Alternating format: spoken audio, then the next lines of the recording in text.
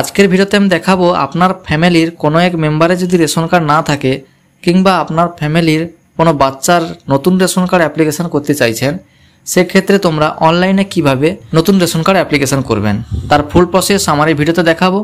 তাই ভিডিওটা স্কিপ না করে প্রথম থেকে শেষ পর্যন্ত দেখুন।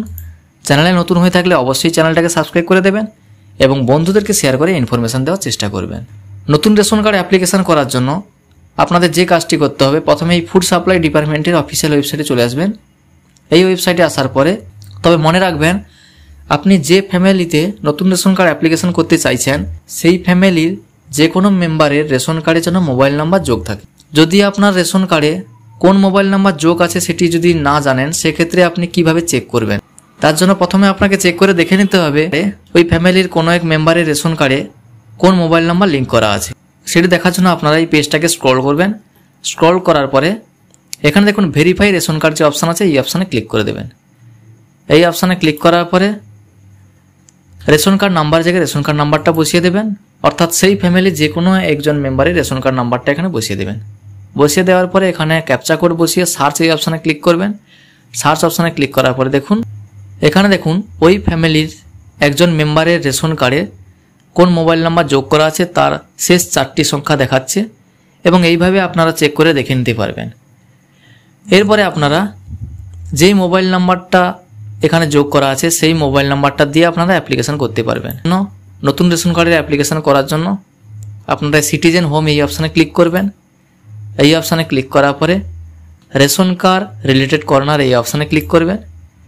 এরপরে অফিস অনুমোদন প্রয়োজন পরিষেবা এই অপশানে ক্লিক করে দেবেন।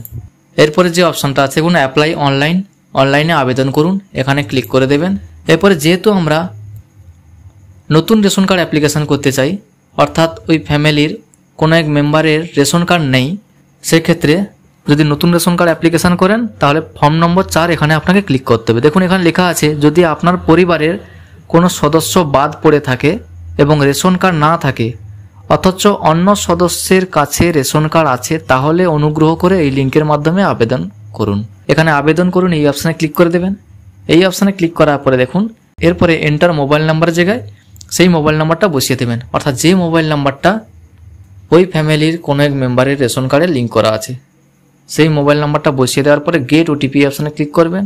গেট ওটিপি অপশানে ক্লিক করার পরে দেখুন এই মোবাইল নাম্বার একটা ওটিপি সেন্ড হবে। এন্টার ওটিপির ঘরে ওটিপিটা বসিয়ে দেওয়ার পর প্রসিড এই অপশানে ক্লিক করবেন। প্রসিড অপশানে ক্লিক করার পরে দেখুন ওই ফ্যামিলির সমস্ত মেম্বারের নাম এখানে দেখাচ্ছে। এরপরে আপনাকে পেজটাকে স্ক্রল করতে হবে। স্ক্রল করার পরে দেখুন যেহেতু আমরা নতুন মেম্বার অ্যাড করব, তার জন্য অ্যাপ্লাই ফর ফর্ম নম্বর 4 এখানে ক্লিক করে দেবেন। অ্যাপ্লাই নাও এই অপশানে ক্লিক করার পরে এখানে দেখুন বলা হয়েছে আপনার পরিবারের বর্তমান ক্যাটাগরি হলো এনএফএস এর পিএইচএইচ বা এসপিডবলএইচ এবং রাজ্যের জন্য এটির একটি সীমা রয়েছে। বর্তমানে সর্বোচ্চ সীমা পৌঁছে গেছে এবং বর্তমান পিএইচএইচ বা এসপিডবলএইচ কার্ডের মৃত্যু বা আত্মসমর্পণের কারণে স্থান না পাওয়া পর্যন্ত আমরা নতুন এসপিডবলএইচ বা পিডবলএইচ কার্ড ইস্যু করার অবস্থায় নেই। এই প্রক্রিয়ায় দীর্ঘ সময় লাগতে পারে। আপনি আপনার পুরো পরিবারকে আরকেএসআই 1-তে রূপান্তর করতে পারেন, যা একই সুবিধা বহন করে এবং সমস্ত সদস্য অনুমোদনের সাথে সাথে আরকেএসআই 1 কার্ড পাবেন। এই ফ্যামিলিতে সমস্ত রেশন কার্ডগুলি পিডবলএইচ। বর্তমানে যেহেতু এনএফএসএ কোটা এখনো ফাঁকা হয়নি, সেই জন্য আপনি যদি পিডবলএইচ কার্ড করতে চান তার জন্য আপনাকে দীর্ঘদিন অপেক্ষা করতে হতে পারে। আর যদি আপনি আরকেএসআই 1 রেশন কার্ড করতে চান, সেক্ষেত্রে আপনাকে প্রথম এই অপশানটা ক্লিক করতে হবে এবং কিছুদিনের মধ্যে আপনার রেশন কার্ডটা হয়ে যাবে, সেটা এখানে বলা হয়েছে। এই ফ্যামিলি যেহেতু সমস্ত রেশন কার্ড পিডবলএইচ আছে, সেই জন্য আমি এখানে ক্লিক করে দিচ্ছি। এখানে বলা হয়েছে আমি আমার বর্তমান পিডবলএইচ বা এসপিডবলএইচ শ্রেণী কার্ড রাখতে চাই এবং নতুন পিএইচএইচ বা এসপিডবলএইচ কার্ডের জন্য অপেক্ষা করতে প্রস্তুত। এরপরে আপনি প্রসিড এই অপশানে ক্লিক করে দেবেন। প্রসিড অপশানে ক্লিক করার পরে আপনাকে অ্যাড্রেসটা ফিল আপ করতে হবে। এখানে ডিস্ট্রিক্ট এবং ব্লক এখানে আগে থেকে সিলেক্ট করা থাকবে। তারপরে আপনার গ্রাম পঞ্চায়েত, ভিলেজ এগুলো আপনি সিলেক্ট করে নেবেন। সমস্ত অ্যাড্রেসটা ফিল আপ করার পরে আপনি এখানে ফ্যামিলি মেম্বারের নামটা লিখে দেবেন। ফ্যামিলি মেম্বারের ফার্স্ট নেমের ঘরে ফার্স্ট নেমটা বসিয়ে দেবেন, লাস্ট নেমের ঘরে লাস্ট নেমটা বসিয়ে দেবেন। যদি মিডিল নেম থাকে মিডিল নেম বসাবেন। এরপরে আপনি পেজটাকে স্ক্রল করবেন।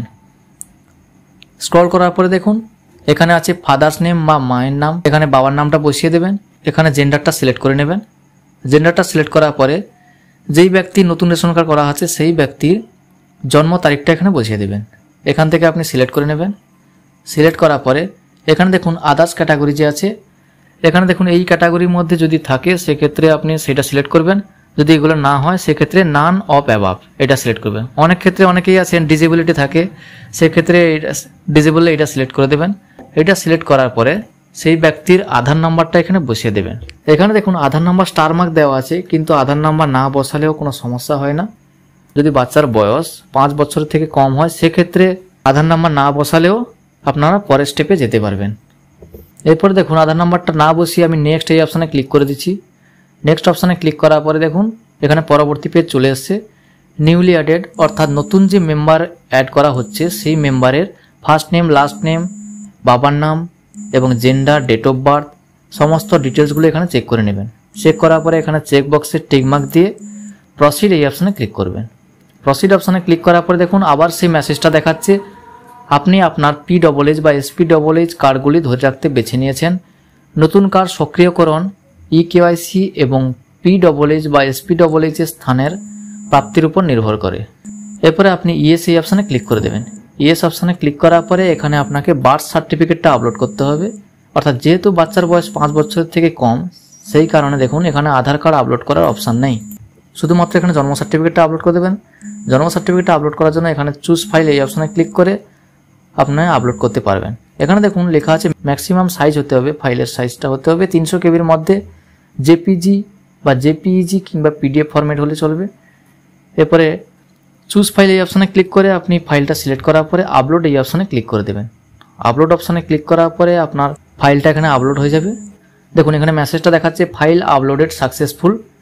এরপরে আপনি এখানে চেক বক্সে টিক মার্ক দেওয়ার পরে গেট OTP এই অপশানে ক্লিক করবেন। গেট OTP অপশানে ক্লিক করার পরে OTP সেন্ড সাকসেসফুলি দেখাচ্ছে।